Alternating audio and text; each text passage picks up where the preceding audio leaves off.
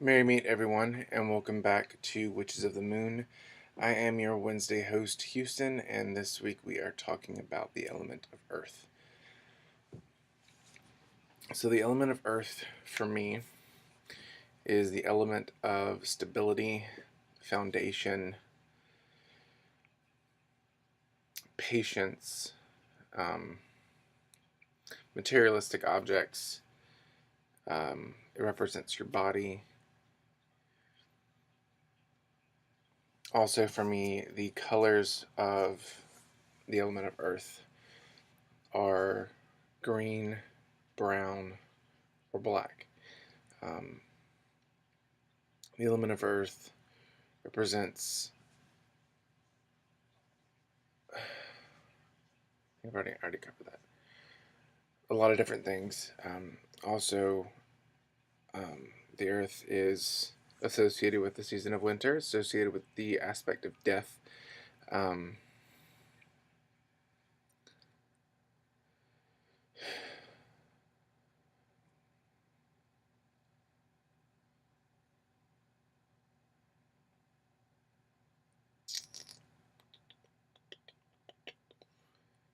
I would say like the more Earth elemental based holidays would be pagan holidays. I don't want to say Samhain, but since it is all about death in the new year, Samhain and Yule, um, but I'm not sure. I know the archangel that represents the element of Earth is Uriel, is Uriel. Um, you don't really hear a lot about him. He is sometimes seen as the angel of death, sometimes. Him and Azrael are sometimes confused. Azrael is the angel of death, Uriel is the angel of earth um, and patience. So, in my perspective and in my practice, I have found that the element of earth, when working with the element of earth solely, it brings about longer lasting spells. So, and what I mean by that is, well, they last for a long time. Um, but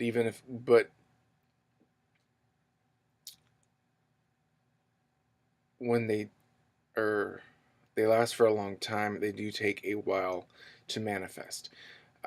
In my opinion, the element of earth is one of the slowest, if not the slowest, element to manifest with.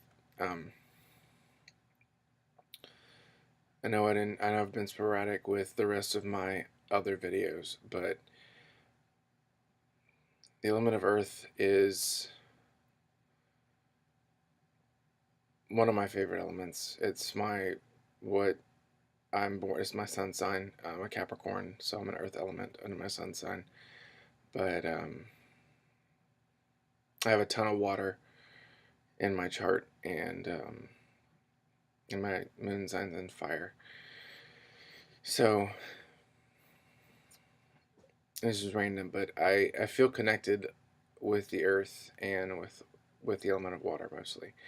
But the element of earth, when I do work with the element of earth, it is for setting up wards or protection. For setting up um,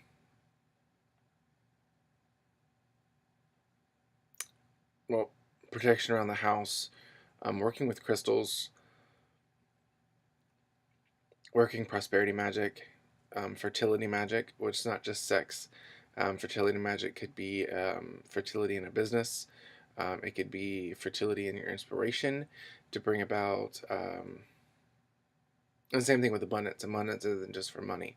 You have abundance of love, abundance of health, abundance of opportunities, what have you. Um, Working magic to get a job, I feel, is in the realm of the element of earth. I think any money spell is an earth element. Is connected with the earth element. Um, like I said, anything with financial security or financial stability, protection. Even though it doesn't have to be. I mean, you can use any of the elements for any of these things. It's just that I feel in my practice that these particular spells correspond with this particular element, the element of earth. Um, when you think of earth elementals, you think the gnomes, which is the elemental of earth is the gnomes. There are other things as well that live in the earth, and that have earth attributes. Brownies for being one. It's a type of fairy. Um, type of fairy that, if you're on its good side, it can help clean your house, and if you get on its bad side, it likes to steal things from you and just make nasty havoc of the place.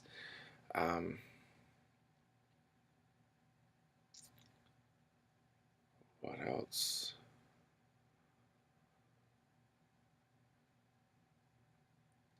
Dragons are seen as representation of the element of earth and fire. Um, just for earth, just because they guard the earth treasures. They're usually hidden in deep caves or deep caverns, and guard in this huge treasure throughout myth and legend. So for me, I correspond dragons with the element of earth. They kind of have a little bit of all, because you can have dragons that don't have wings, that they just walk the earth, or dragons that are snake-like, dragons that are like the Chinese or Japanese dragon that are snake-like. They don't have wings, but they can fly. Um, then you have dragons that are water-based. So yeah, totally went off on another topic. But for the element of earth, I'm trying to think of, because the last elemental series I left you guys with 2 spells or 2 workings you can do. I think one of my favorite things to do when I work with the element of earth is to just ground. I know it sounds really stupidly simple, but I think a lot of us, and I'm just speaking for me and from the people that I see around me every day that are practitioners, a lot of us forget that the basics are our foundation in our practice. That grounding, centering, shielding, and meditation, energy work, banishing, protection, all that jazz, there are basics, and that we do need to understand them, and that's how we build up a sacred or a practice. So I think what I'm going to leave you guys with is a grounding technique that I use, especially when I can't do the full visualization. It's a simple thing that I do. Um, so one So what I do is, like, especially if I'm at work, or if I'm driving, or if I'm at a store and I just can't take the time out just to stand there for a good 2 to 3 minutes or 5 minutes and just close my eyes and like I'm a visualization, um, or visualizing. Sorry. What I do is I put my right hand back of my head, left hand on the top of my head, and I say, "As above, so below," and that instantly grounds you.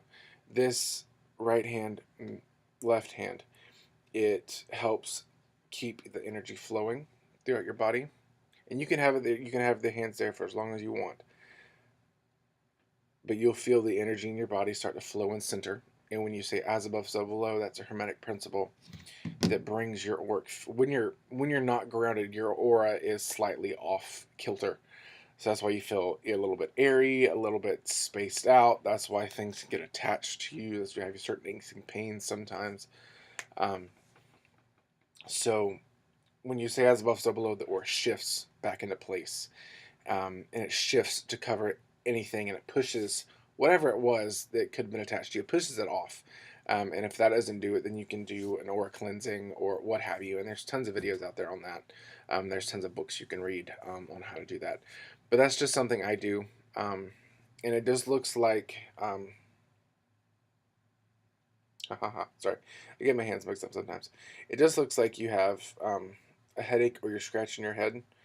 Um, it doesn't look too crazy, and you don't have to use the hand signs. I do it that way because it reminds me of the circulation of energy in my body.